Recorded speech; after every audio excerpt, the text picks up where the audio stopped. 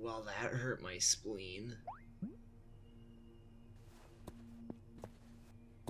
Thanks, Charles.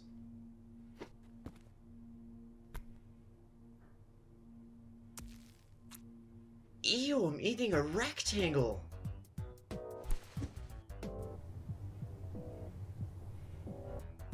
But I'm hungry. So, I'm still in prison, which, you know, sucks. But it's not all bad. I get 3 meals a day. Here we go!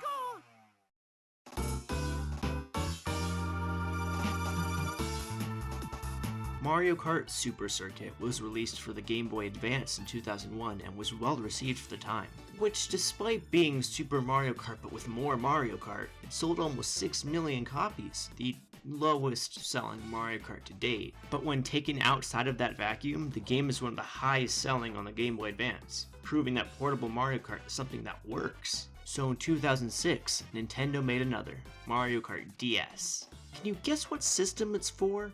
Yeah, it was a common trend for Nintendo to put the system the game was on as its subtitle, something that makes it abundantly clear what platform it's for. However, it's just not as fun. Take Mario Kart Double Dash for example. The name is fun, but at the same time it tells you what the game is about, having 2 players in 1 kart. A good subtitle can intrigue people and entice them to check out your game, and if the subtitle sucks major dog ass. Well, Mario Kart DS is the most Mario Kart out of any other Mario Kart. No gimmicks, no anything, just pure, straight Mario Kart. What better way to be Mario Kart than to include Mario? Have I said Mario enough? Mario Kart started with a fairly humble character roster of 8. Nintendo stuck with that until Double Dash said the number 8, and they expanded it to a total of 20. But whether due to storage limitations or the game just not needing 20 characters, Mario Kart DS pulled back, lowering the total to 12, yet you only start with 8, unlocking the other 4 by getting gold cups in each CC. One of the unlockable characters is Rob. It may be commonplace now to have a non-Mario character in Mario Kart, but way back in 2005? This was a pretty big deal. Well, there was Pac-Man in Mario Kart Arcade GP. Not sure if that counts though, because like 5 people know it exists. In the previous game, Double Dash, each character had a special item giving you a reason to choose, let's say, Mario over his son, past self, younger brother? Wait, no, that's Luigi. So with the removal of special items, you may think that there's no reason to choose Mario over a monkey other than, oh, I get to play as the big ape! But you'd be incorrect. Each character and kart you choose affects 6 different stats. Said stats are mainly changed by the weight class of the character, light, medium, or heavy. For example, lightweights are typically pretty slow, yet they're quick to accelerate, and vice versa for the heavyweights. Your stats can be further adjusted with your choice of kart. Every character has a selection of 2 karts at the beginning, the standard kart and a special kart. You unlock more karts as you progress through the game and get gold trophies. Getting a gold trophy in every cup allows all the characters to use any of the available karts. This is a pretty neat reward. These unlockables give the player an incentive to get better at the game, and you can only get better at the game if you actually play it. Wait. So I should probably talk about the tracks now. Mario Kart DS introduces 16 new tracks spread across the Mushroom, Flowers, Star, and Special Cups. Starting off the Mushroom Cup is Figure 8 Circuit. Figure 8? Circuit? Yoshi Falls. Yoshi? Falls? Finishing off the Mushroom Cup are Cheap Cheap Beach and Luigi's Mansion. The Flower Cup has Desert Hills, Delfino Square, Waluigi Pinball, and Shroom Ridge.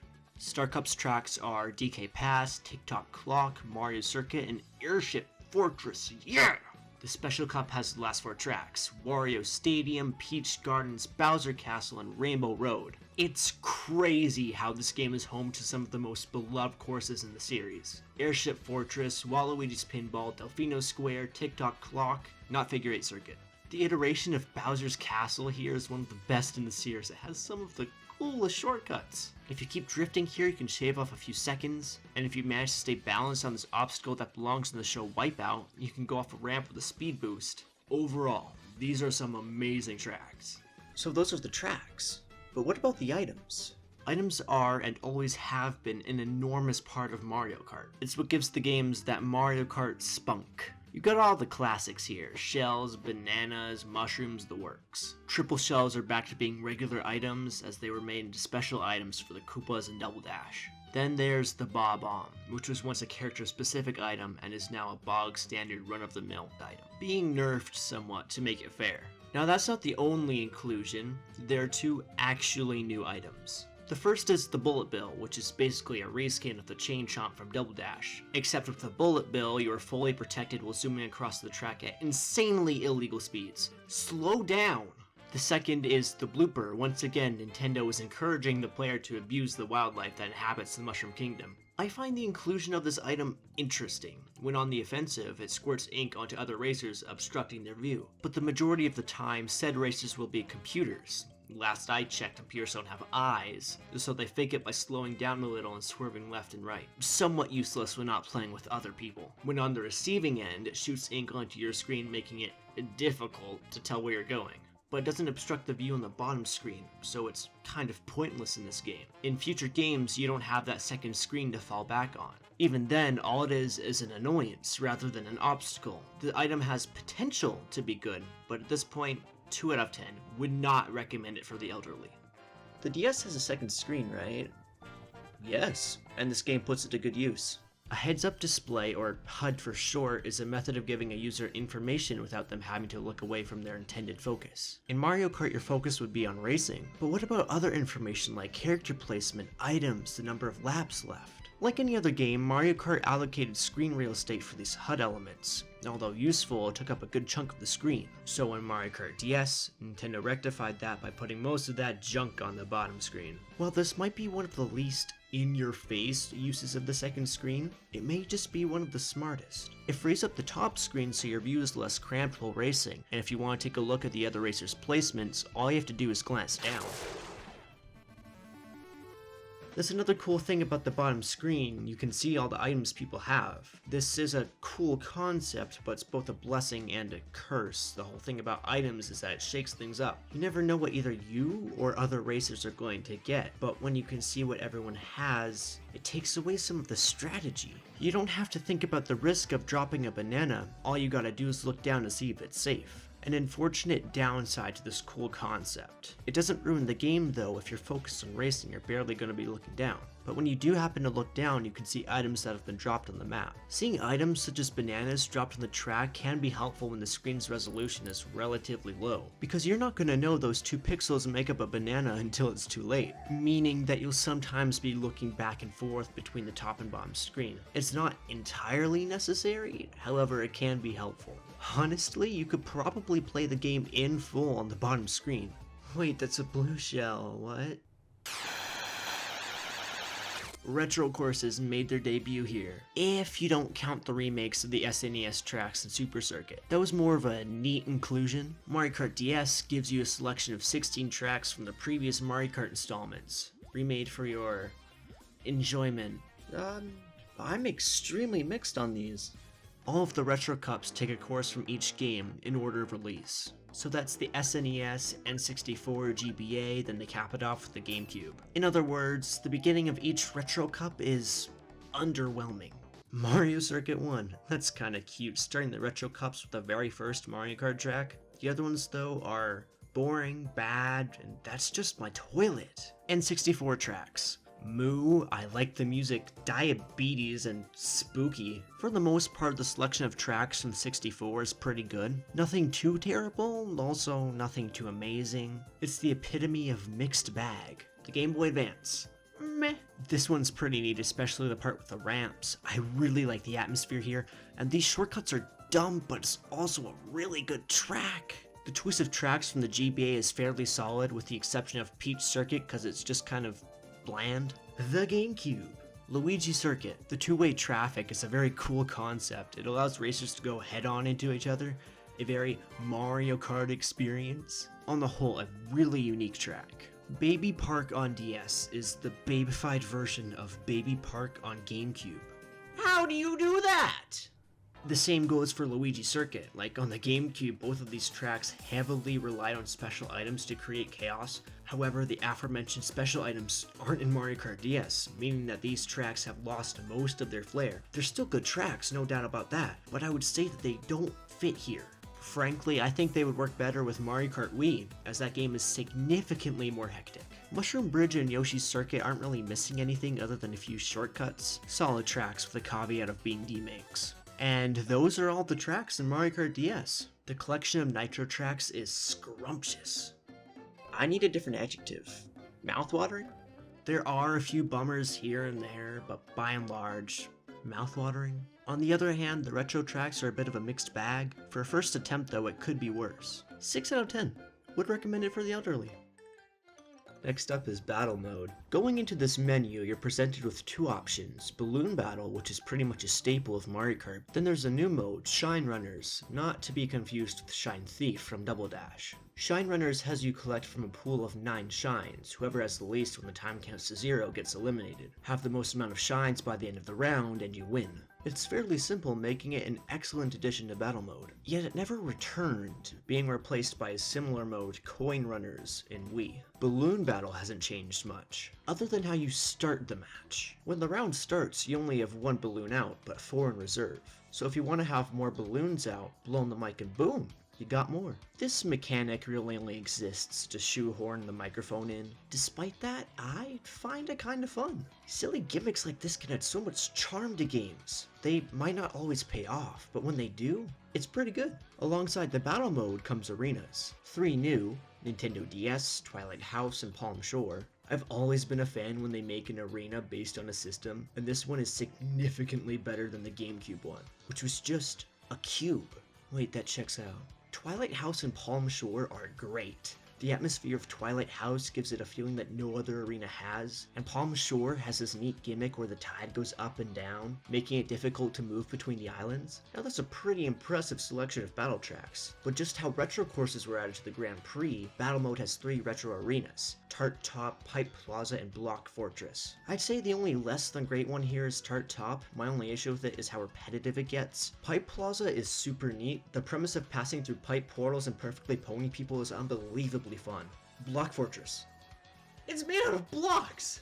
Online play, a standard in today's gaming landscape. Not so much in 2005. It was still somewhat new around then. So I'm shocked that Nintendo took the plunge with Mario Kart DS. It's not really their style to keep up with the trends. Now, I never played online, I didn't even know what Wi-Fi was at that point, but in retrospect, knowing that this was the first implementation of online multiplayer in Mario Kart is mind-blowing. Unfortunately, the Nintendo Wi-Fi connection was shut down in 2014, meaning that all of the games that utilize the service no longer have online capabilities. It sucks because it would have been so cool to play the chunkiest Mario Kart known to man with people online. But it's not all bad. The game supports local multiplayer. All you gotta do is click on the... Right. There are 2 options, where you can either play with someone who owns the game or use Download Play, which sends data from your system to another, the catch being that they can only play Shy Guy. And Shy Guy is only available here. It feels like the game is calling you a little because you have to use Download Play. But maybe I just wanted to play Shy Guy! Ever consider that? Game? Normally this would be all the content in your standard Mario Kart experience, but Mario Kart DS has one more, no, just one trick up its sleeve. Going back to the main menu, there's a tab titled Mission Mode. In it, the player is greeted with 7 levels. Inside each level, there are 8 stages surrounding a mystery stage. Said stages consist of assorted challenges. Collect a certain number of coins, drive through gates, beat a character in a race, do mini turbos, and many more. Once you beat all the challenges in a level, the boss unlocks, accompanied by some very ominous audio, which is super cute. It builds suspense, and hearing the boss walk around in the background accentuates that. The bosses themselves are really neat. They're all returning from regular Mario games. It's just so cool because Nintendo didn't even need to make this entire new mode, but they did, and they made it this awesome little 2 to 3 hour adventure. What's even better is that if you do good in all the stages, a full extra level is unlocked. Once again, the skill is required to unlock stuff in the game, something I'm a big fan of. You know, like, unless I suck at it, in which case, don't do that. Mission mode is such a weird little blip in Mario Kart history. It was introduced and then never returned. While the missions were the most in-depth, they gave some other options outside of the standard Grand Prix and battle mode, so it's disappointing the mode hasn't returned since. Graphics. That's something this game has. Now, I'm not saying that the game looks terrible, all DS games are gonna look a little chunky. The best I could give it is that it looks really good for an early 3D title on the DS. I'm crazy impressed that Nintendo got this to run at 60 FPS, while still having it be one of the best looking games on the system. And Nintendo would make this a trend, not including Wii. The fact that Mario Kart 7 and 8 run on the respective systems is cuckoo bananas. The audio is nothing to scoff at either. Starting way back with Mario Kart 64, the series uses a funny little sound thing called the Doppler effect. In layman's terms, sound is high pitched when coming towards you and low pitched when moving away. It's most noticeable in GameCube Luigi Circuit, where you catch racers going past you. Stuff like this really adds to the immersion of driving a goofy-ass cart while throwing turtles at people. Here's a specific sound that I really enjoy, happening when drifting downstairs. Take a peep. With your ears!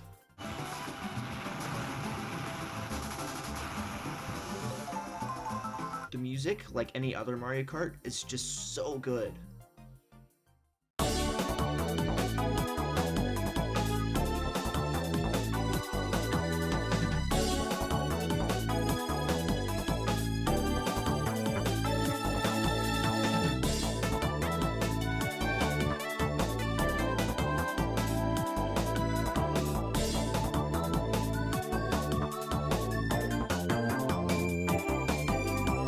And that's the icing on the cake of an excellent Mario Kart. It introduced mainstay items and mechanics such as the bullet bill, the blooper, and retro tracks. Had some excellent new courses and music. Good stuff. I wouldn't say it's aged perfectly though. There are some issues with the mechanics, the choice of retro tracks is a bit bland, and mission mode was too good. So good in fact that it never came back. But at the end of the day, Mario Kart DS is a game I hold near and dear to my heart. It's what got me into the series, and coming back to it all this time later, seeing how the series has evolved, it's amazing. Hold on. Charles? My 3DS? Where are you getting this stuff?